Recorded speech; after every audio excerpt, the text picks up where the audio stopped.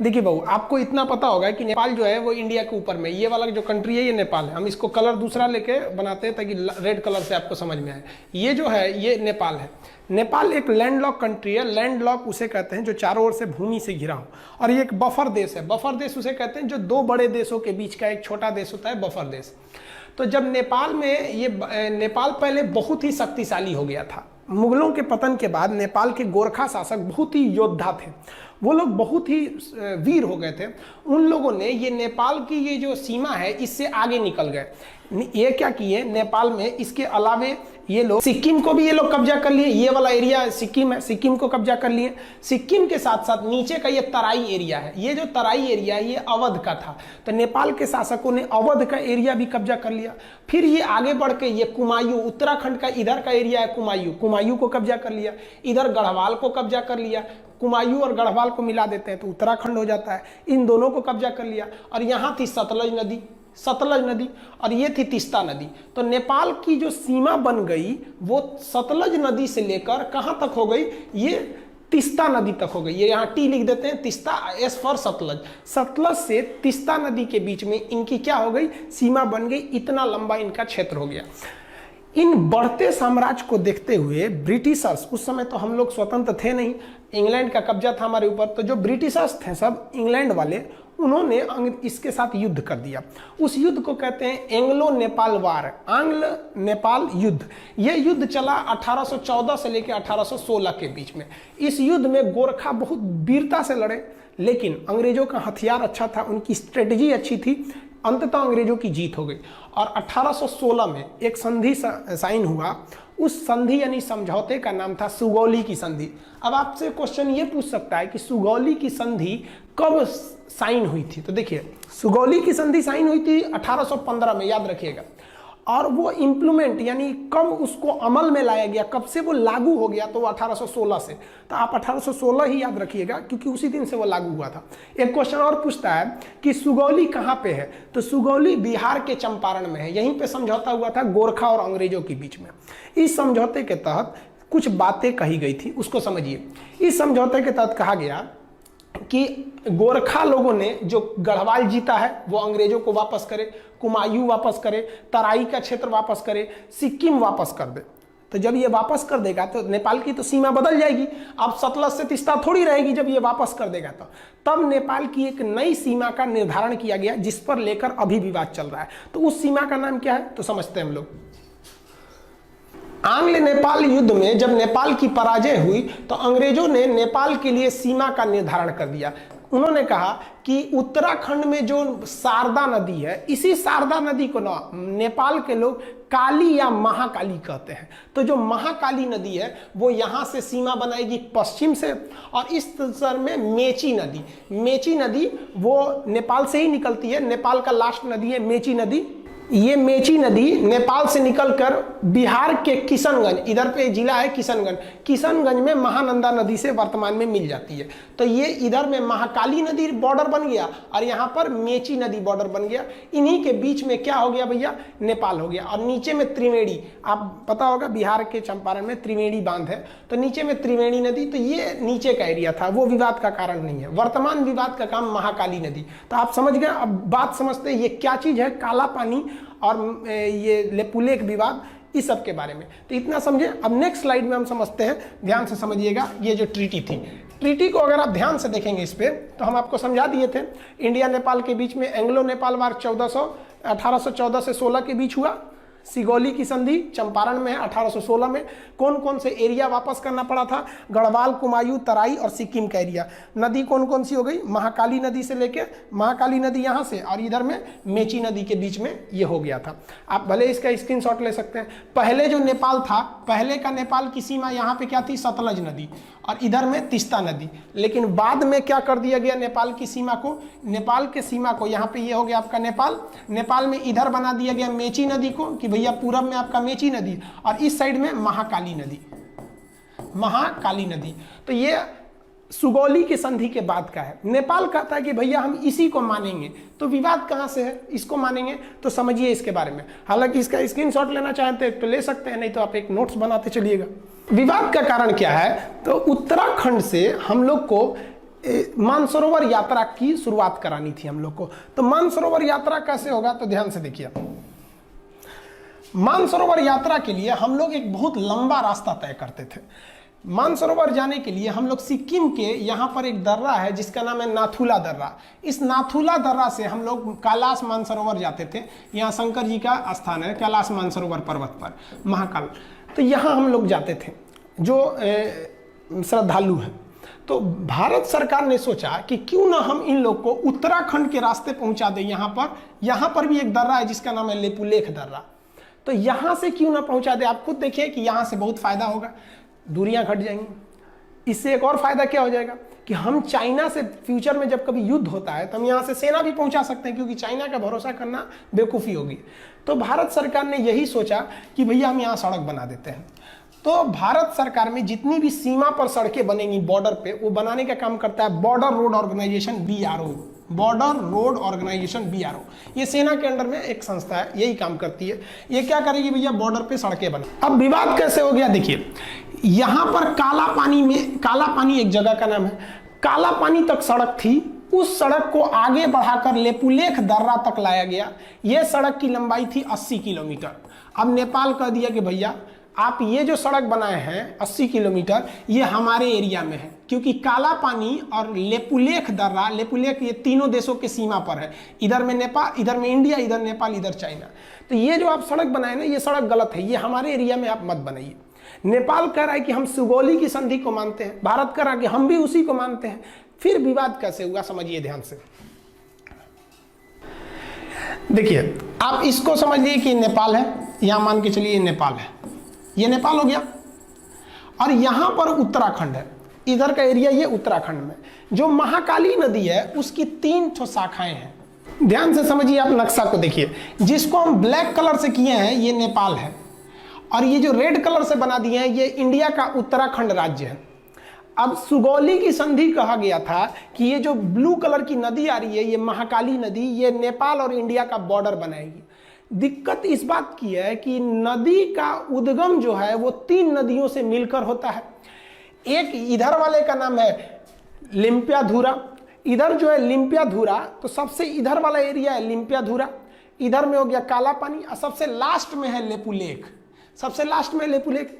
India कहता है कि जो महाकाली नदी शुरू हो रही है वो लेपुलेख से शुरू हो रही है। कहां से शुरू हो रही है, लेपुलेख से। इसलिए लेपुलेख से जब ये शुरू हो रही है तो इधर का पूरा एरिया मेरा हो गया। नेपाल क्या कह रहा है ससुरा कि जो महाकाली नदी शुरू होती है वो लेपुलेख से नहीं शुरू होती है। नेपाल कहता है कि यह लिम्पियाधुरा से शुरू होती है। लिम्पियाधुरा से जब शुरू होती है तो ये बॉर्डर होना चाहिए। यानी सारा का सारा झमेला ये इसी एरिया के लिए, ये हल्का सा जो एरिया इसको हम दूसरे किसी कलर से कर देते हैं, ये एरिया से विवाद है। सारा विवाद इसी एरिया को लेकर हो रहा है। अब आपको बता दें कि ये जो एरिया है, इस एरिया पर पहले से कब्जा इंडिया का है। ये जो ट्राई जंक्शन है तीनों का एरिया, इस पर अधिकार पहले से इंडिया का है। तो नेपाल कह रहा है कि भैया मेरा है, आप खाली करिए। नेपाल को ये गर्मी कहाँ से है भैया, इतना जुनून जो कभी हमसे आंख मिला नहीं सकता था, आज इतना बढ़ के बोलने लगा। समझिए इसके बारे में। तो ये समझ गए, बॉर्डर रोड ऑर्गेनाइजेशन ने एक न्यू सड़क बनाई थी। कहाँ से, काला पानी से लेपुलेख तक 80 किलोमीटर। किस लिए, मानसरोवर यात्रा पर जाने के लिए। अब नेपाल ने एक नया नक्शा लगा दिया। नेपाल ने अपने नए नक्शा में लिम्पियाधुरा को, काला पानी और लेपुलेख, यानी ये पूरे एरिया को अपने नक्शा में दिखा दिया कि भैया ये पूरा एरिया नेपाल का है। इसने अपने नक्शा में दिखा दिया। इंडिया ने कहा भैया हम ये नक्शा को नहीं मानते, ये नक्शा गलत है। वो कहता कि नहीं आप मानिए, क्यों नहीं, ये सुगौली की संधि 1816 की बात है। तो आप समझ रहे हैं ना, वो उद्गम से एक झमेला है कि कहाँ से माना जाता है यहाँ पर। अब थोड़ा समझिए नेपाल ऐसा क्यों कर रहा है। नेपाल में अभी जो सरकार है वो सरकार है नेपाल कम्युनिस्ट पार्टी की। जैसे अपने यहाँ भारत में बीजेपी की सरकार है, उसी तरह फिलहाल नेपाल में नेपाली कम्युनिस्ट पार्टी है। ये चाइना की कम्युनिस्ट पार्टी से बहुत मैच करती है, दोनों की विचारधारा मैच करते हैं, इसलिए ये चाइना की ओर बहुत बह रहे हैं। और उसके प्राइम मिनिस्टर हैं KP शर्मा ओली। ये तो समझिए कि एकदम बैठे हैं चाइना की गोद में जाने के लिए तैयारी में। इनको समझ नहीं आ रहा है कि चाइना इनको बर्बाद करेगा। चाइना किसी को भी अपने डेफ्ट ट्रैप में बिछा लेता है, यानी कर्जा देकर उनको फंसा लेता है। इतना ना कर्जा दे देता है औकात से ज्यादा कि ये कर्जा चुका नहीं पाते हैं। उसके बाद कहता है कि मेरा कर्जा लाइए, तो ये कुछ कर नहीं पाते, कहते नहीं है। तो चाइना कहता है तब मेरी बात मानिए। यही चाइना करना चाहता है किनके साथ? नेपाल के साथ। इनको शर्म नहीं आ रही, समझ में भी नहीं आ रहा है और शर्म भी नहीं आ रही है। कैसे? नेपाल चाइना के कहने पर ये सारा विवाद खड़ा किया है। और हद तब हो गया जब कल नेपाल के prime minister KP Sharma Oli ने क्या कहा, India spread corona virus in Nepal, यानी भारत के लोग नेपाल में कोरोना वायरस फैला रहे हैं। सोचिए, भारत के लोग फैला रहे हैं, हद हो गया भाई। हिंदुस्तान ने नेपाल को 2 लाख टैबलेट दिया था हाइड्रोक्सीक्लोरोक्विन का, 2 लाख टैबलेट दिया था नेपाल को पैरासीटामोल का, और वो भी उससे पैसे नहीं लिया था, गिफ्ट में दे दिया था कि भैया आप हमारे पड़ोसी हैं। और अमेरिका को हम लोगों ने पैसे में बेचा था। उस गिफ्ट का नतीजा ये है कि हम लोग कोरोना वायरस फैला रहे हैं। और क्या बोला केपी शर्मा ओली ने कि Indian corona is more lethal. Lethal मतलब होता है खतरनाक। मतलब इंडिया का जो कोरोना वायरस है वो अमेरिका, इटली और चाइना के वुहान वाले कोरोना से ज़्यादा खतरनाक है। हद है भैया आपका। ये है केपी शर्मा ओली, इनको समझ में नहीं आ रहा है। तो आप ये समझे ना कि लिम्पियाधुरा का मेन विवाद क्या है। लिम्पियाधुरा उत्तराखंड के पिथौरागढ़ जिला में आता है, ये समझ में आ गया आपको। अब आगे समझाते हैं और क्या चीज़ है। इसका स्क्रीनशॉट लेना चाहे तो ले सकते हैं।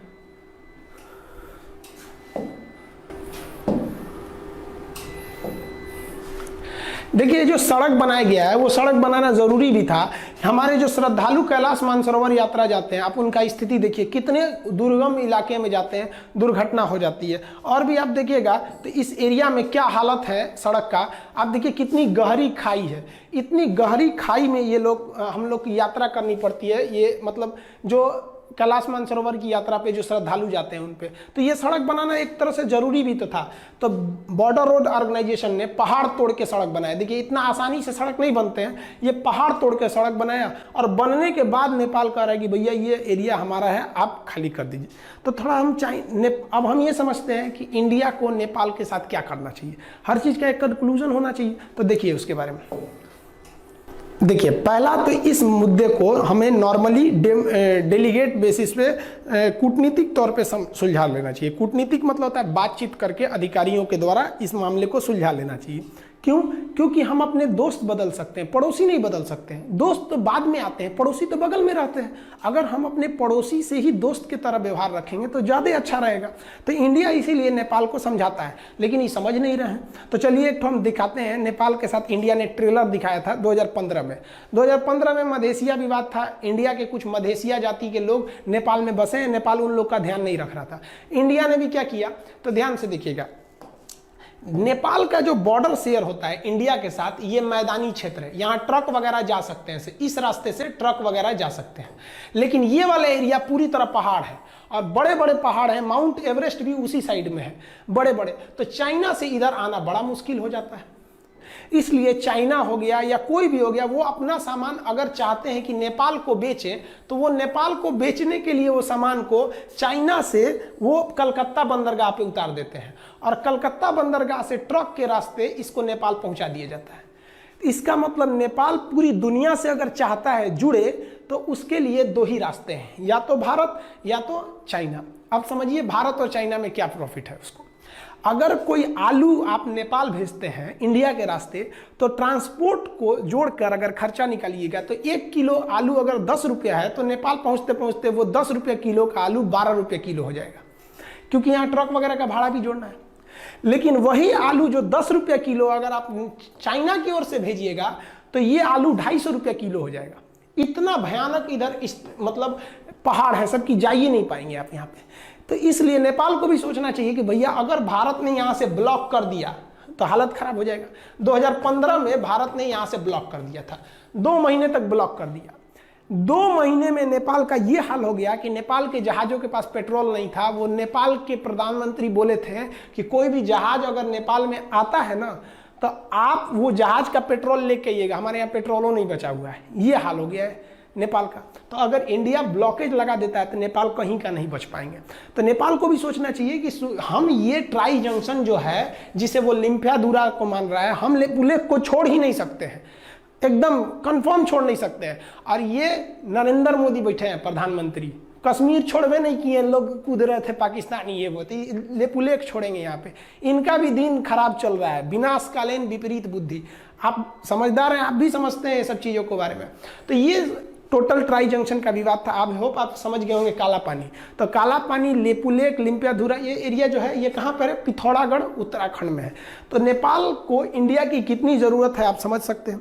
और हम लोग ने कभी भी नेपाल का बुरा नहीं चाहा है। इवन हमको नेपाल के बारे में भी सोचना चाहिए।